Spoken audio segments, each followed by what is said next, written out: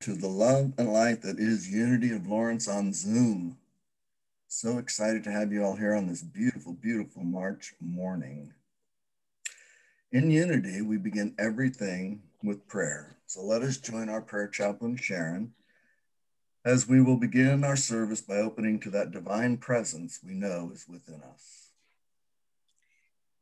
Yes, as we join in prayer, knowing that we are community, no matter where we are physically, I would like to share that we lost our dear chaplain, Joanne Candle, this week. She made her transition in North Carolina with one of her sons, where she had been for several months. And we know, and she knows, that she is still part of our spiritual community. And we want to send love to her and to her sons and other family. So let us do that all today and keep them in mind. So let's take in a deep breath. Breathe out. Become focused on our intention here today. Our intention of learning something new, of feeling connected, of being one in spirit.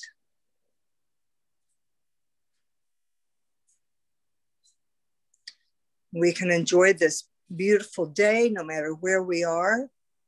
Beautiful day here in Lawrence, Kansas anyway. And we can open our hearts and minds for this service of worshiping the Spirit within each of us. And so it is. Amen.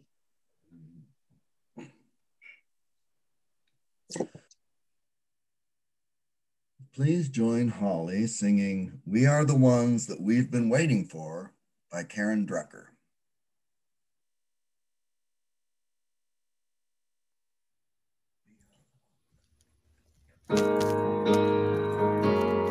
Good morning, Unity family. We are the ones that we've been waiting for. We are the ones who will make a difference. We are the ones who will change the world. We are the ones, we are. We are the ones, we are. I've been feeling like I can't make a difference. Been feeling like I ain't no use. Feeling tired and a little unconscious. Coming up with every kind of excuse till I realize it's not all up to me. We'll join together and we'll shape our destiny. To see the world where we are living as one. It can be, it shall be, it will be done. We are the ones that we've been waiting for. We are the ones who will make the difference. We are the ones who will change the world. We are the ones, we are. We are the ones, we are. No one else gonna make those changes. No savior gonna drop from the sky. Nothing to do but wake up. Cause it's really up to you and I to take it a step at a time. We'll stand together with your hand in mine. Then we will see the world that we've been dreaming about. We need it now, the time is now, there is no doubt. We are the ones that we've been waiting for. We are the ones who will make the difference. We are the ones who will change the world. We are the ones, we are. We are the ones, we are. We are the ones, we are.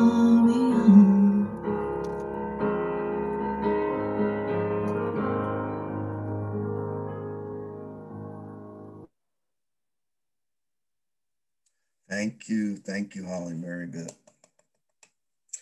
Now it's time for our Unity intentions.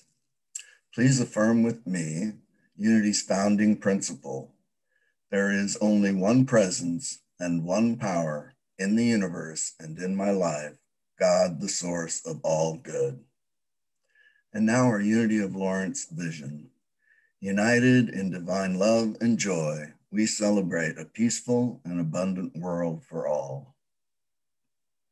And finally, our UOL mission. We are a thriving spiritual community, sharing love, building bridges, and inspiring transformation.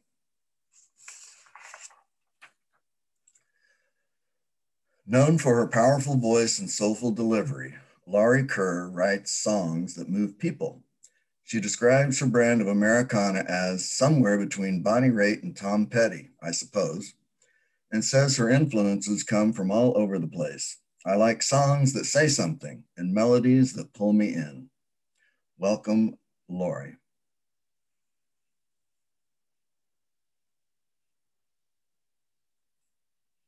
Okay, gonna try this again, and hopefully the phone won't fall down this time.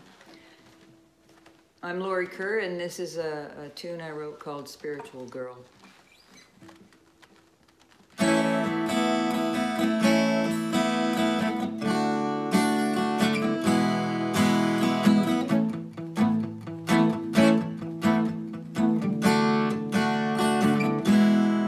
I'm a spiritual girl, and I laugh a lot. I'm eternally grateful for things that I've not. And when I hit bottom, I'm low, I'm on my way up. Got a promise in my pocket, it's as good as cash. Don't know where I'm going, but I'm not looking back. I got faith in God and my world. I'm a spiritual girl. And I believe in the evidence of things not seen. And all that used to confuse now makes perfect sense to me. Yeah. For the first time in my life, I'm not drowning in regrets. I got faith in God in my world. I'm a spiritual girl.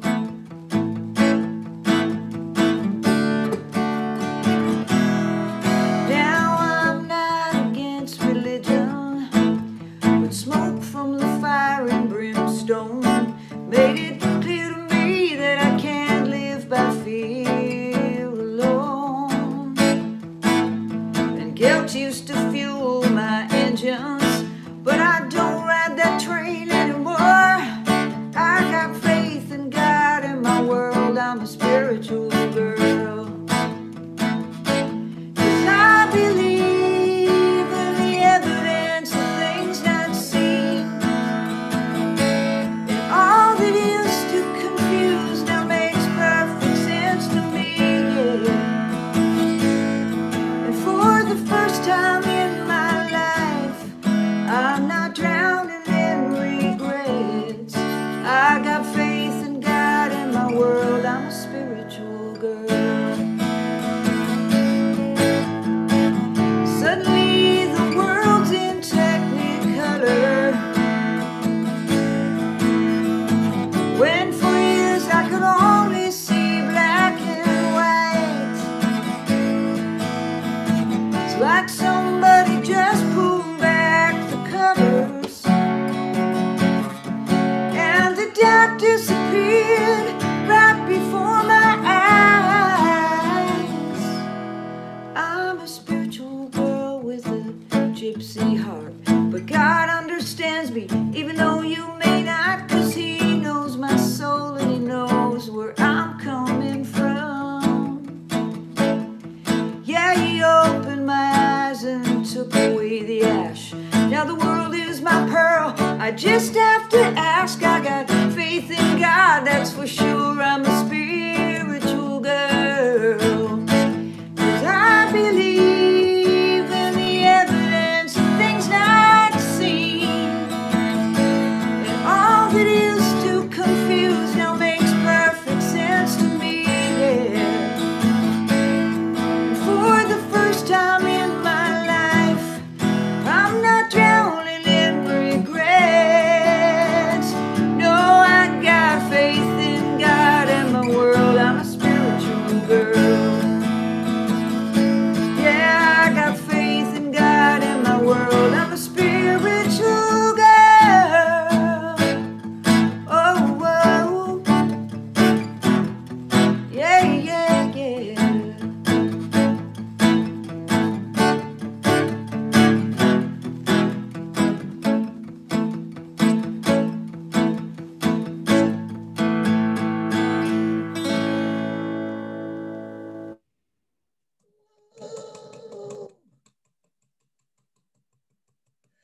Thank you, Lori. That was fantastic. Thank you so much.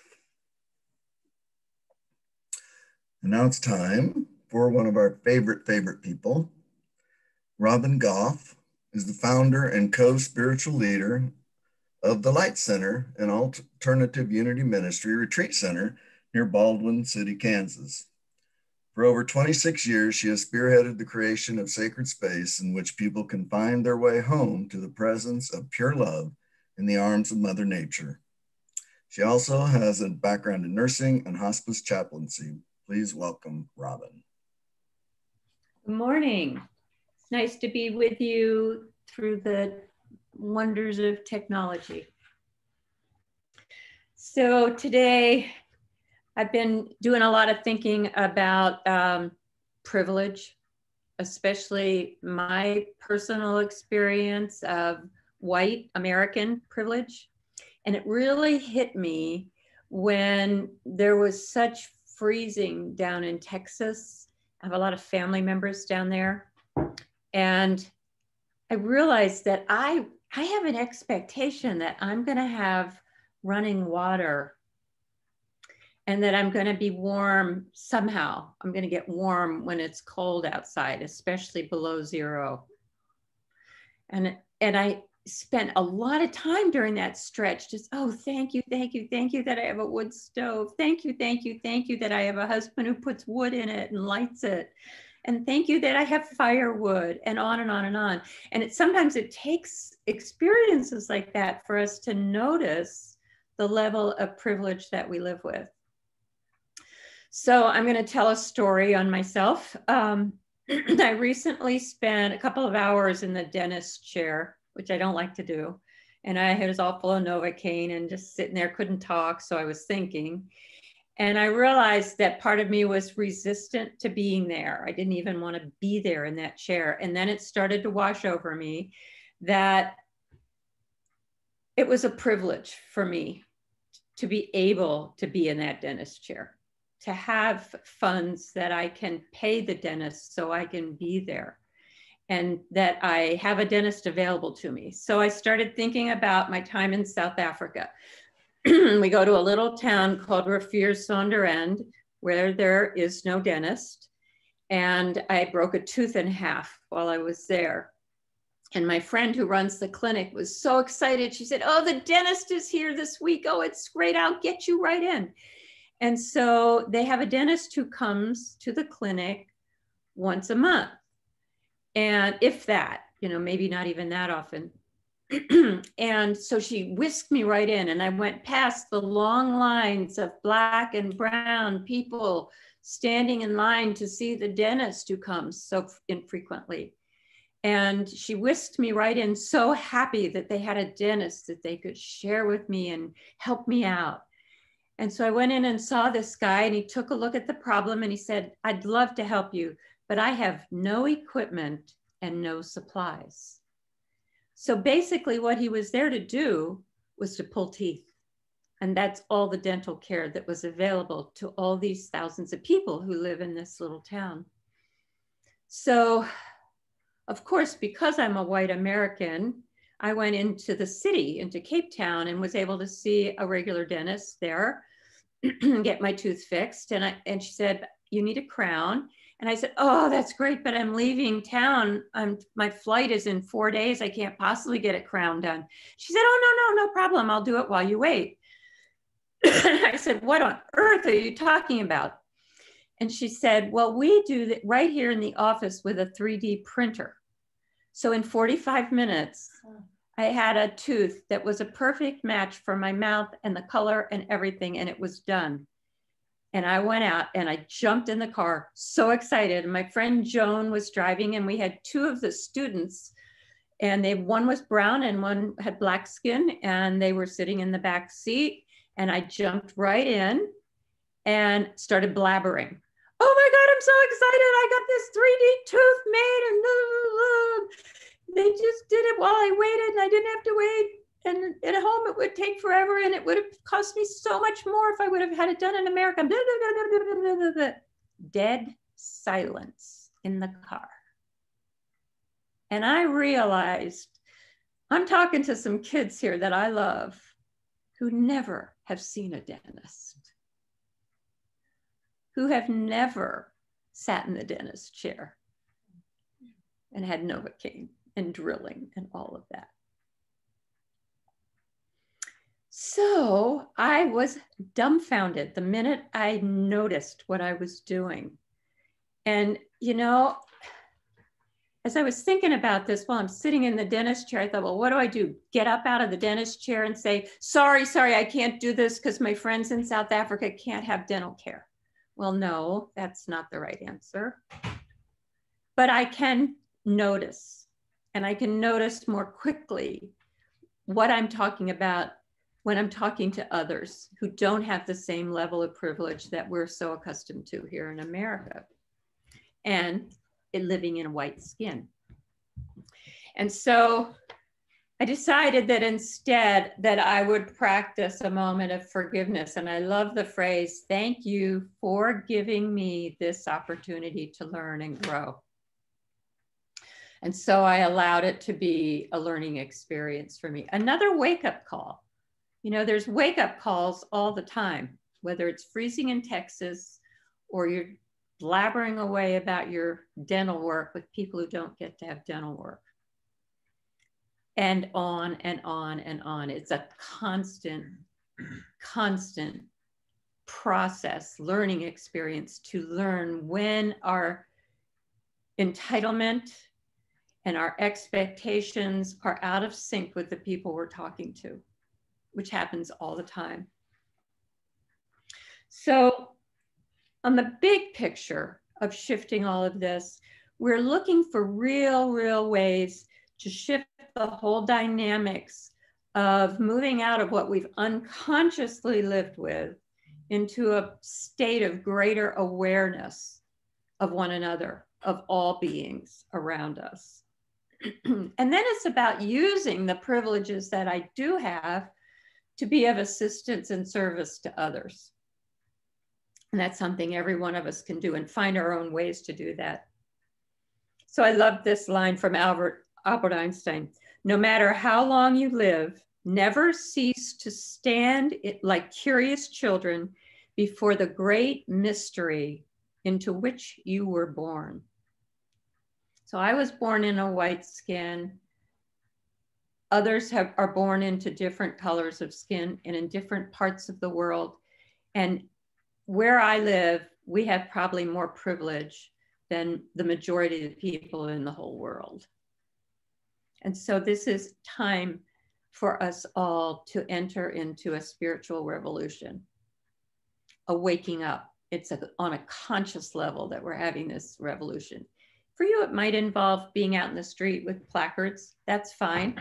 That's a piece of the puzzle, but it's not the whole story. The work is at the level of consciousness, and it's ongoing all the time. If we're going to change all of our systems in this culture at the level of essence, it's going to take every single one of us waking up to that and being involved in that.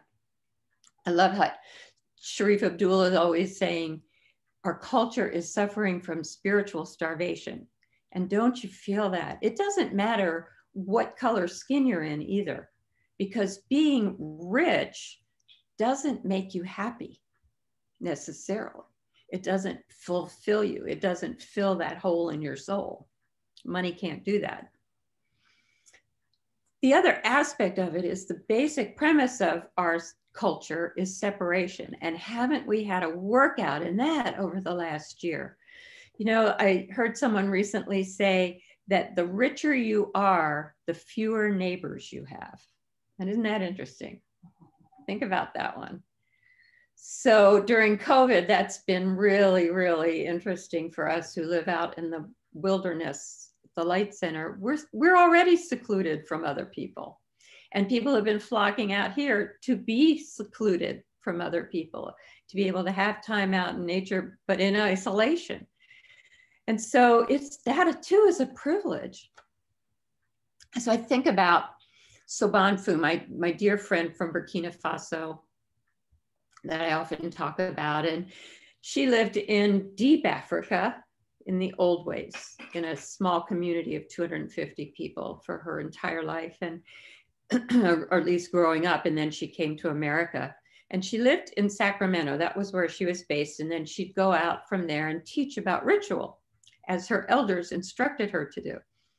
And so she invited her mother to come from Burkina, which is in Western Africa, over to visit her in Sacramento. And her mother said, "No, I could never do that. I would be so lonely there. You live in a house all by yourself, one person with no other people in your house. That's horrible." And so that was a real wake up for me too, you know, that there are people who already know how to live truly in community with people around them, and lots of people in the house, and sleeping with other people all around you. Think of how many cultures that's true.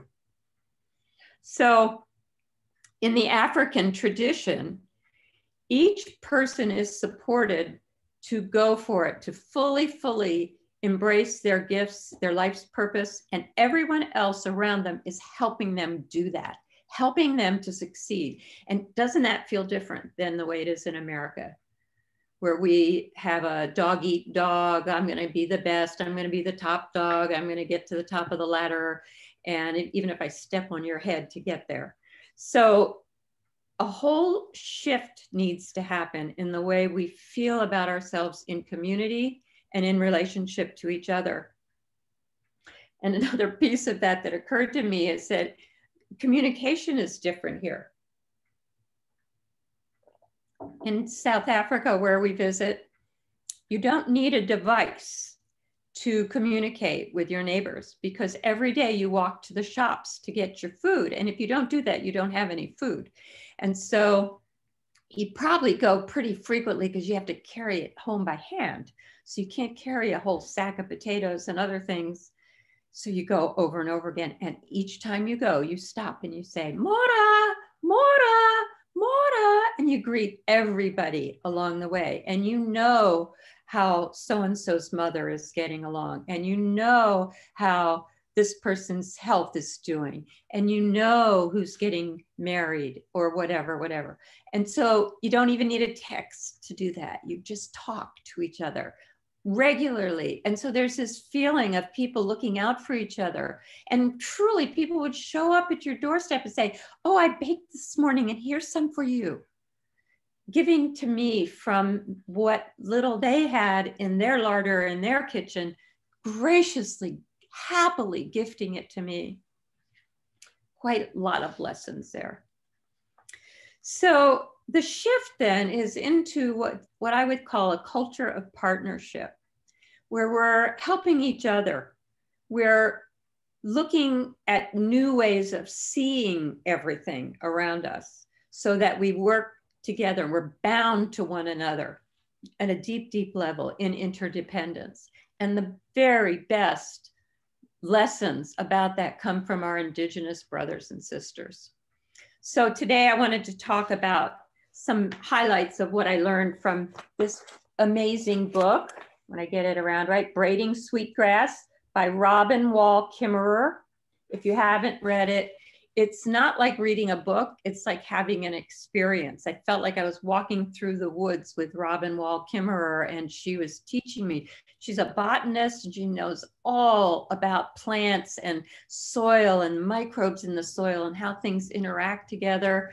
And she's a Potawatomi medicine woman as well. So she brings a wealth of information and thinking about living in partnership. So one of the really key principles of that for me that came throughout the book was the idea of reciprocity. So she talked about these exchanges that would happen between two plants, that this plant can't really live without this one, or this lichen, or this substance in the soil. So things work together so that everyone can live and thrive. So that to me is an amazing example of how we can begin to see how we live with each other, that I can stand up for you. So I've heard a couple of different times on Zoom, someone the other day mentioned the idea of having a bill of responsibilities. So we hear a lot, and you think about the quarreling that goes on in our government about our rights. And I have a right to carry this gun. Well, what if you also had a bill of responsibilities that said, okay, if you're going to have a gun, here are your responsibilities. So if you look at that in all different aspects of the Bill of Rights, it's really an amazing thing. I was listening to another Zoom call yesterday, and oh, his name's not coming in, Dan, who's the head of Haskell. Somebody will fill in the blanks there with his name. He was talking about our inalienable responsibilities. So maybe we've had it slightly off in our whole governmental system, that we've been fighting for our rights rather than thinking about our duty to one another and to the earth. So she also talks about the gifting culture. That's something we've played with some here out at the Light Center. So the belief in indigenous cultures is that whatever you're given is meant to be given away. So I thought that that was a character flaw of mine, because I want to give everything away all the time. I grow all this food out in the garden, and people say, well, aren't you going to take it to the farmer's market? And I say, no, I'm going to give it away. I can give it to everybody, anybody. And I love that. And it feels so good to me. And it feels like I'm in this relationship with the garden and the food and the people, you know? And it's sort of like I felt shamed or something, that, especially by the men in my history, my dad, my first husband, so forth, that I didn't have a very business-like perspective on things. Like, I'd invite people out to the Light Center and not ask them to pay, or pay just a little bit, or make a love offering. For years and years and years and years and years, I did it that way, because I just wanted people to come and experience this place and the magic of it. So one of the things Robin, I'll just call her Robin, know that I'm not talking about myself, I'm talking about Robin Wall Kimmerer, the author of this book. She said, we have surrendered our values to an economic system that harms what we love. Think about that. The harm that we're doing to the earth because of the corporations who control our decision-making, control our government to a large degree, and are dumping things and doing things to the land on and on and on and on, decade after decade after decade. So it's time for us to think in terms of having gratitude. So gratitude becomes the currency. We think of the value of relationship instead of just money and stuff, you know? She talks a little bit about the idea of Indian giver. Do you remember that when you were a child and somebody would take something back from you and you call them an Indian giver, and that was a nasty thing? Well, that happened early on when the white settlers were coming in, and Native people lived in this world of free exchange, this gifting culture. And so it was nothing. If you were gifted with something, of course, you might take it back and gift it to someone else, or take it back for yourself, or whatever. It was a flow all the time. And so the white man thought that that meant that the Native people were not trustworthy. They called them Indian givers. So that was, to me, an interesting perspective on that I hadn't really ever thought about before, that it's a positive thing to be an Indian giver, to gift in the way Indian people do. And African people do this as well. It's quite humbling at times. And of course, all of this is interwoven with a reverence for the land. So Robin encourages us to think about nature as a part of yourself. I think of myself as part of nature frequently, but also to think of nature as part of me. So it goes both ways. So Native people don't think in terms of owning the land and owning all of the gifts of nature out there. It's all to be shared. So the great law of the Onondaga people says to act on behalf of peace, the natural world, and future generations. What a nice, concise statement of principle that could inform all that we do, all the decision-making that we make. So I just read this short little piece that struck me from Maya Angelou. Here, root yourselves beside me. I am that tree planted by the river, which will not be moved. I, the rock, I, the river, I, the tree. I am yours. Your passages have been paid.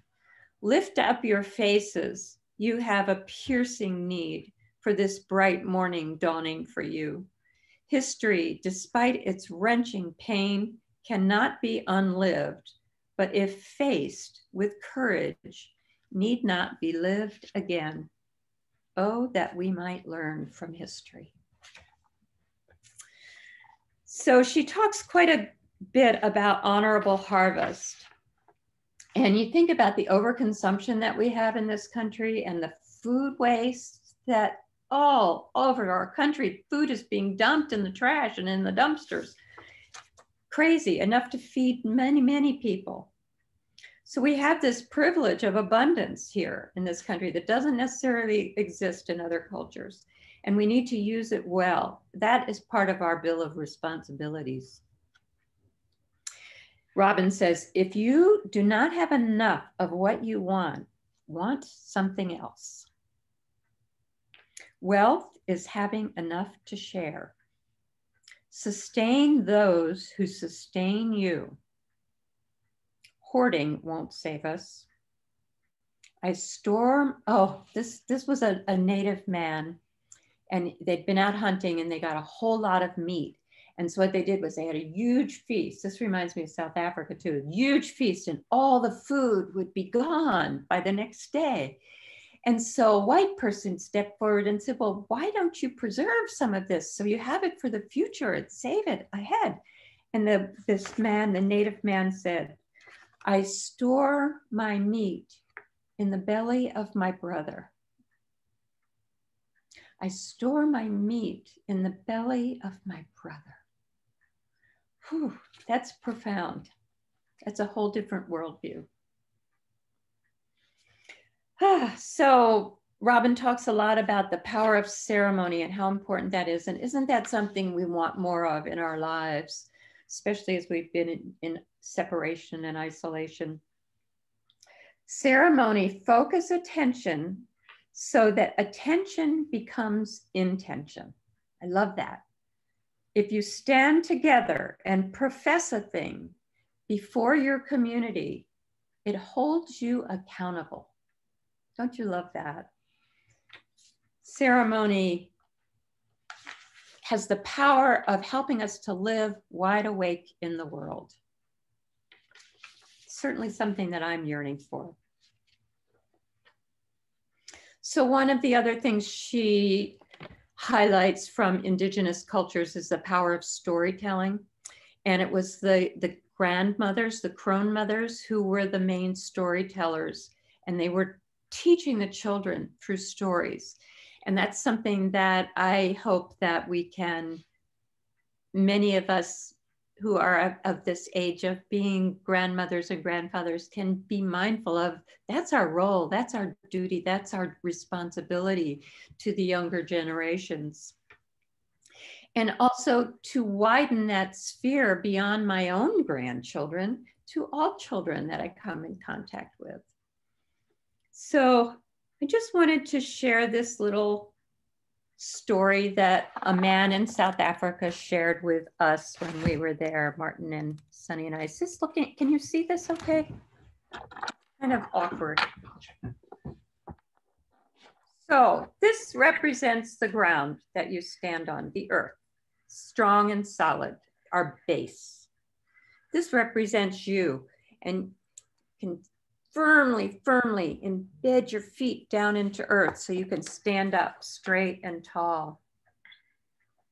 And then this wing represents the people that you take care of in your life. So think about who that might be in your life, the people that you care for.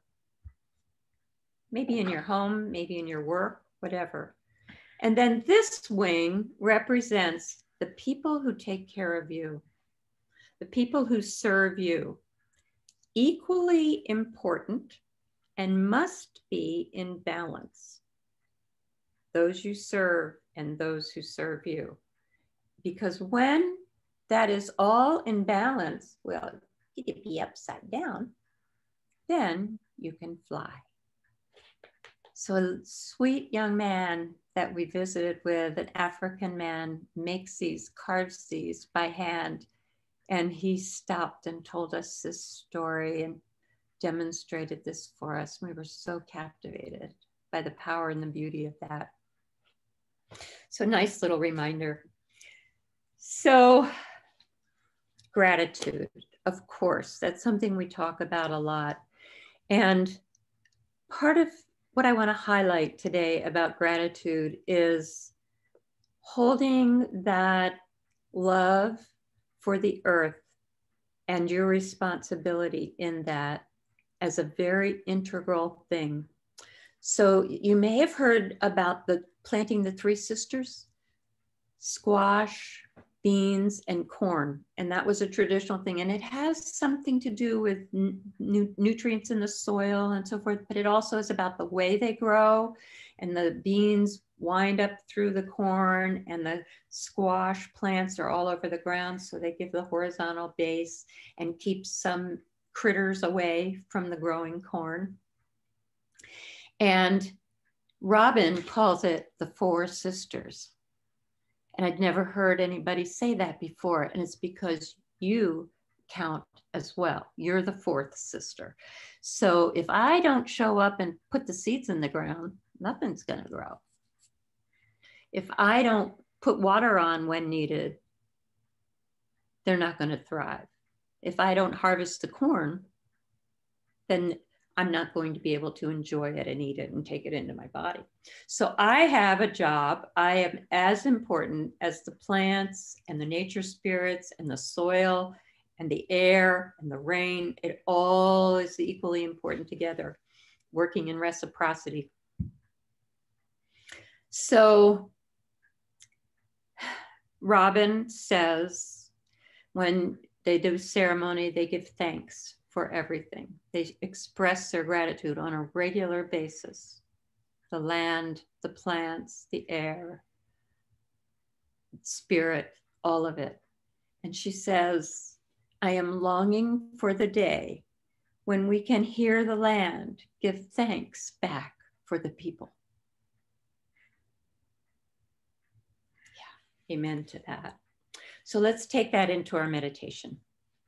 If you get yourself comfortable, and if you can, sit with your hands so they're open and cupped in front of you. So what I'd like us each to do in our own way is to visualize the place that you love the very most of all on this planet, place that you would love to be, place that you love so very much. Could be your backyard, or it could be the mountaintop, or by the ocean, or wherever, whatever draws you. And feel that. Now, as much as you love that place, feel that place loving you. Take into your awareness that the earth loves you as much as you love the earth. She sustains us. She feeds us.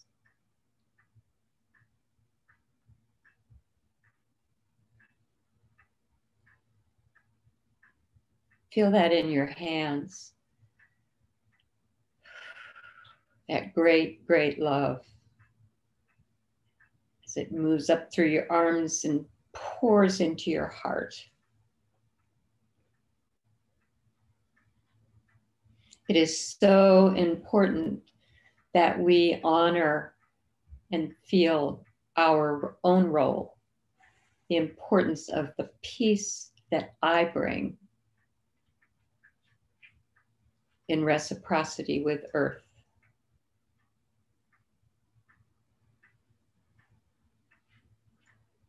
We surrender all thoughts of, I'm not ready, I'm not good enough, I haven't had enough training, I'm not smart enough, I don't know how.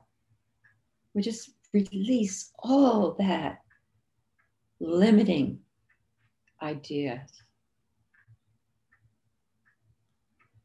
as we feel the great love of Earth pouring into every cell in our bodies.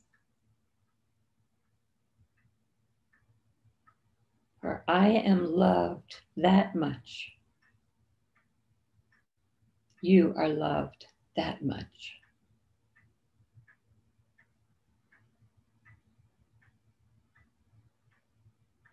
Now, if you just take your hands and lightly put them together in the prayer position, it seems to be a pretty universal prayer position. And as you do that, just notice what's happening to that love, that energy,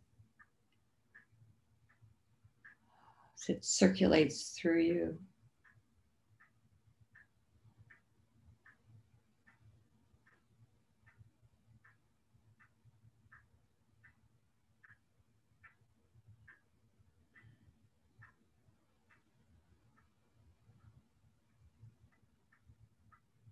And we rest today in this great knowing that we are loved. We have a place here.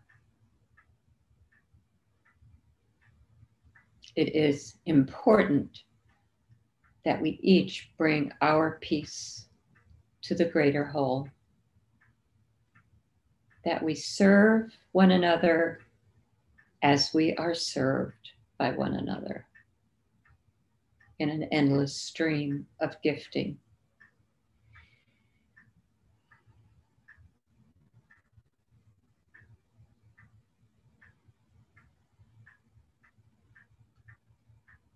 And so it is. Aho. Thank you.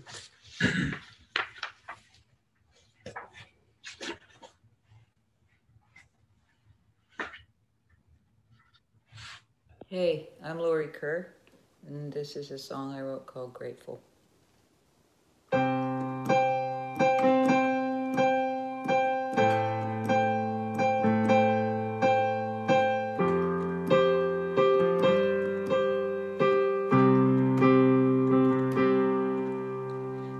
is at my window, tapping like a teacher on the glass.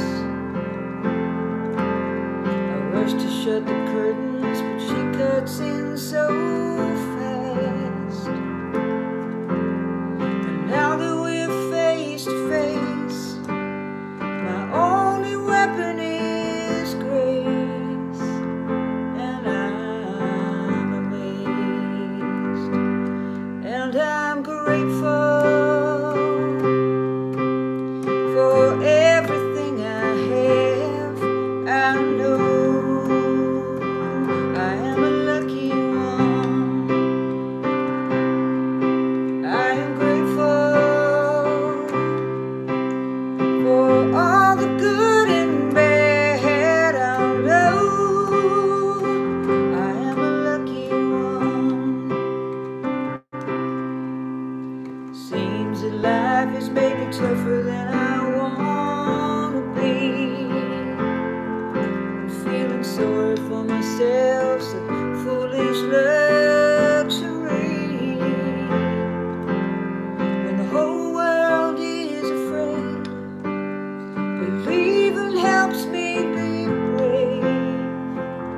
So I believe, and I'm grateful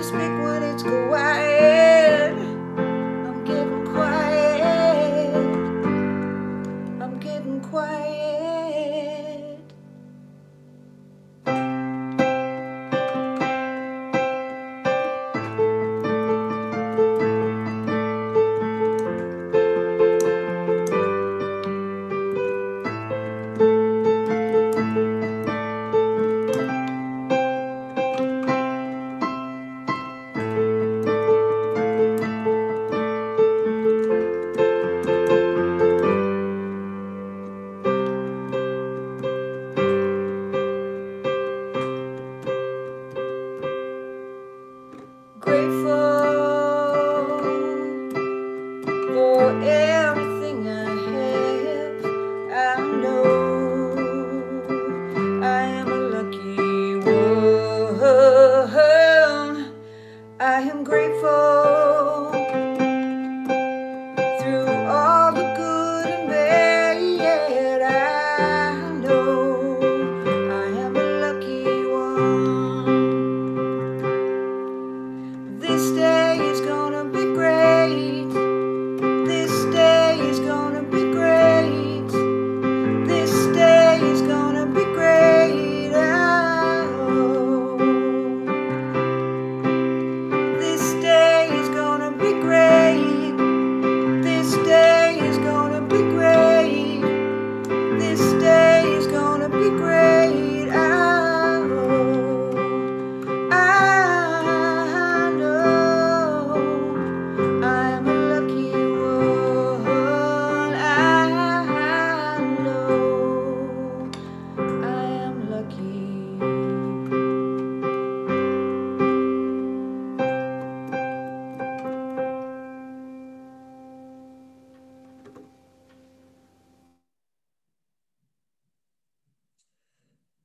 Thank you. Thank you, Lori, and thank you, Robin. What a wonderful message. And now it's time for a time of thanks and offering. I invite you to join me as we hold our gifts to this community in our hands and love in our hearts. Let's affirm together. Divine love through me blesses and multiplies all that I have, all that I give, and all that I receive. And so it is.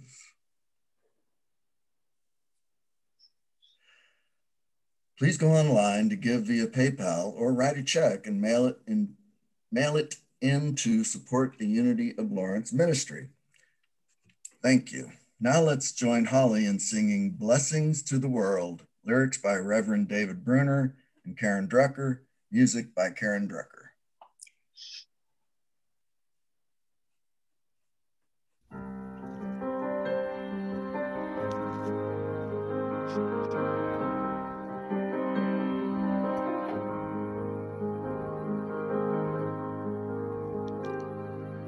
You are the heart, you are the hands, you are the voice of spirit on earth, and who you are, and all you do is a blessing to the world.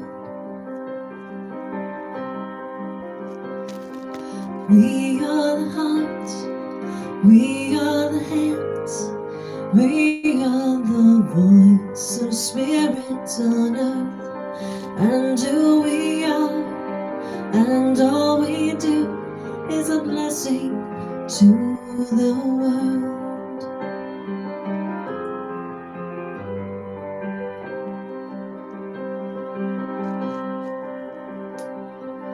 I am the heart, I am the hands, I am the voice of spirit on earth, and who I am, and all I do is a blessing to the world, a blessing to the world.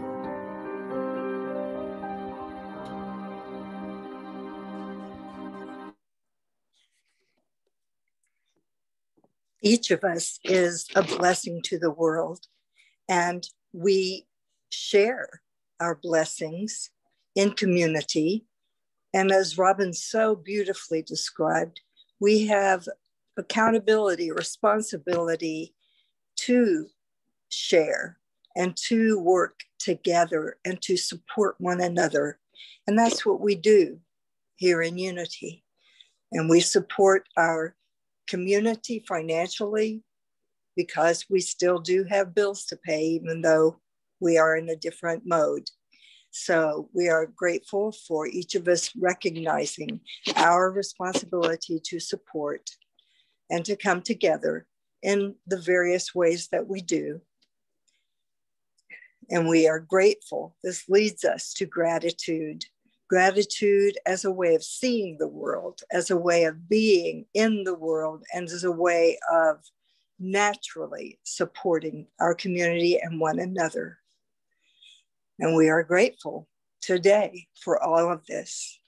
And so it is.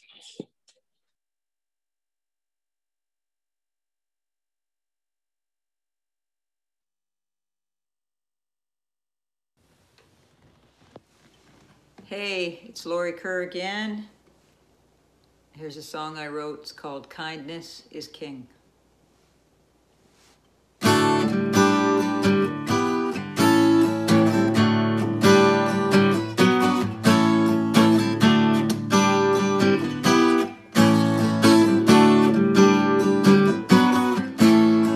Let's stop reaching for reasons to be offended.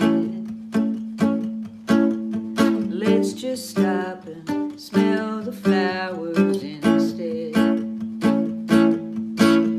Resentment's a dagger that only cuts one direction, and peace is the perfume that rises when anger is bled. Kindness is king, kindness is king in this world. Forgiveness the cure for everything. Forgive and forget and peel your fingers from that blade. Forgive and forget, 'cause holding on only keeps the light at bay. Yeah, yeah, yeah, yeah,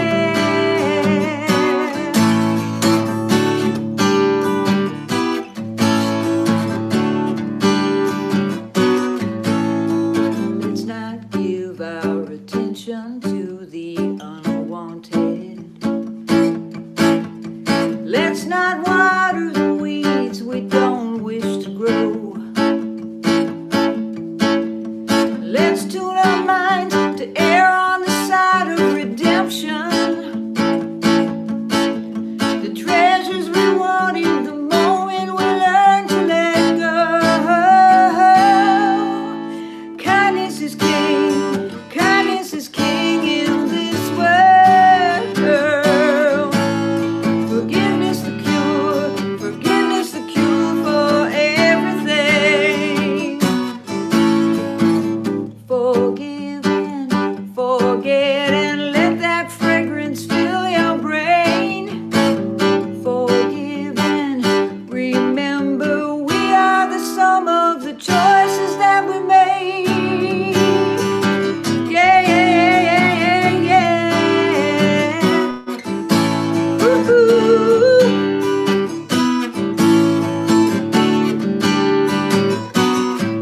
Oh, kindness is king in this world.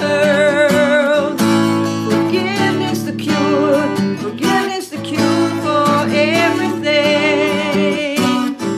Oh, kindness is king in this world. Forgiveness the cure for everything. Oh, it's everything. Oh, it's everything. Oh, kindness is king. Forgiveness is everything. It's everything. Kindness is king.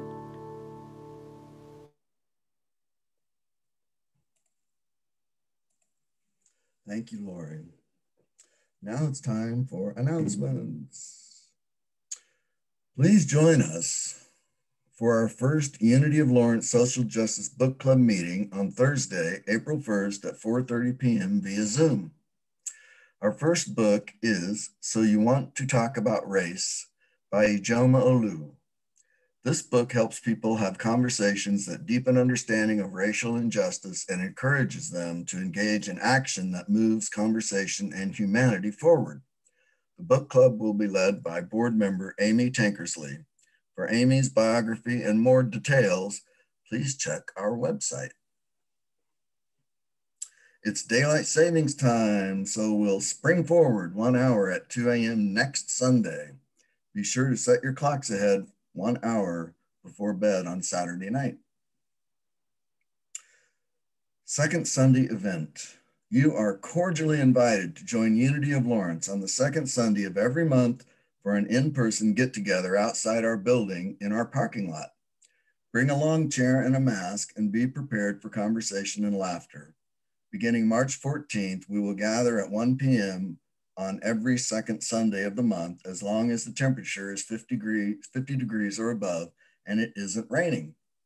Everyone is invited, old members and new members included. See you next Sunday.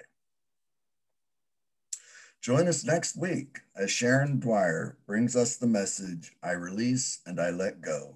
Special music with Janice Francis Smith.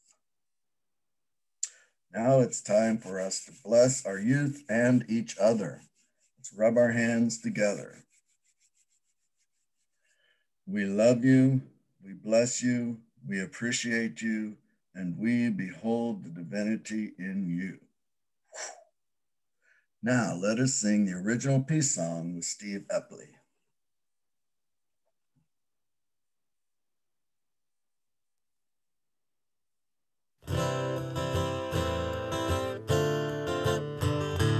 Let there be peace on earth and let it begin with me. Let there be peace on earth, the peace that was meant to be. With God as creator, children all are we. Let us walk with each other, perfect harmony. Let peace begin with me. Let this be the moment now. With every step I take, let this be my solemn vow. To take each moment and live each moment in peace eternally.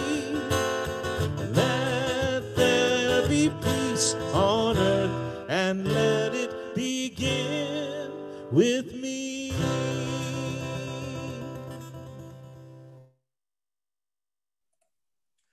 Now it's time for the prayer of protection. The light of God surrounds us. The love of God enfolds us. The power of God protects us. The presence of God watches over us.